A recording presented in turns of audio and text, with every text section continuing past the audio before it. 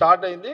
రేపు సాయంత్రం రేపు 11 నుంచి ఉంటుంది. సాయంత్రం వరకు 100% ఎంతమంది వస్తే అందరినీ మొదలు కాంగ్రెస్లో నుంచి బయటికి పోయిన వాళ్ళని ఎన్నికల కన్నా ముందు తీసుకోవాలి, ఎవరు వచ్చి గర్ వాపసు.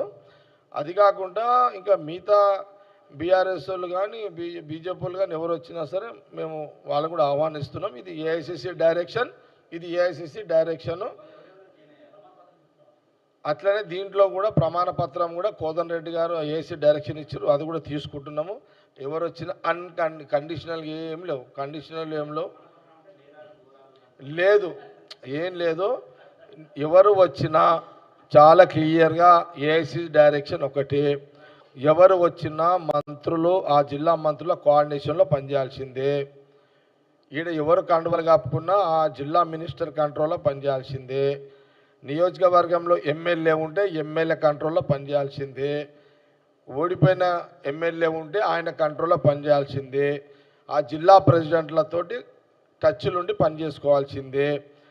మొదటి తప్పుగా అందరినీ కొంత రిలాక్స్ ఇచ్చుకుంటూ మళ్ళొకసారి మిస్టేకులు చెయ్యకుండా కండువా పార్టీలో జాయిన్ అవుతున్నామన్న కారణంతో వాళ్ళ అప్పీల్ని ఏఐసిసి ఇచ్చిన డైరెక్షన్ అన్నమాట. ఇది తెలంగాణకు ఉన్నటువంటి డైరెక్షను. ఇక మేము ఇలా కండువా కప్పుకున్నాం కదా, నేను ఇక జిల్లా ప్రెసిడెంట్ చెప్తేనా, నేను మినిస్టర్ చెప్తే అయినా, లేకపోతే నా ఎమ్మెల్యే చెప్తే అయినా, లేకపోతే నేను ఓడిపోయిన ఎమ్మెల్యే కదా చెప్తే ఈయన అంటే నడవదు, పాతోడు అంటే కూడా నడవదు. మళ్ళీ ఇప్పుడు ఎవరు వచ్చినా కొత్తోళ్ళే. ఒకవేళ అట్లేమన్నా చేస్తే ఇక్కడ నేను ఇన్ఛార్జ్ ఉన్నా, నేను జవాబుదారుగా ఉంటా, ఎవరు కన్ఫ్యూజ్ కావాల్సిన అవసరం లేదు. మేము ఇప్పుడు వస్తామని ఢిల్లీకి లెటర్లు రాస్తున్నారు కాబట్టి సరే చేసుకోండి, ఒక అవకాశం ఇవ్వండి అనేది ఏఐసిసి డైరెక్షను. ఇక మేము ఇక్కడ కండువాలు కప్పుకున్నాం కదా, మేము ఆడబోయి తుపాకులు తీస్తాము, కత్తులు తీస్తాము అంటే నడవదు.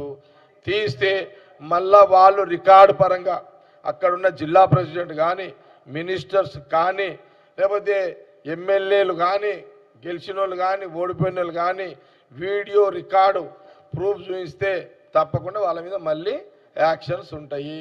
ఇంట్లో ఎవరు కూడా కన్ఫ్యూజ్ కాకుండా ఇది ఏఐసిసి డైరెక్షను.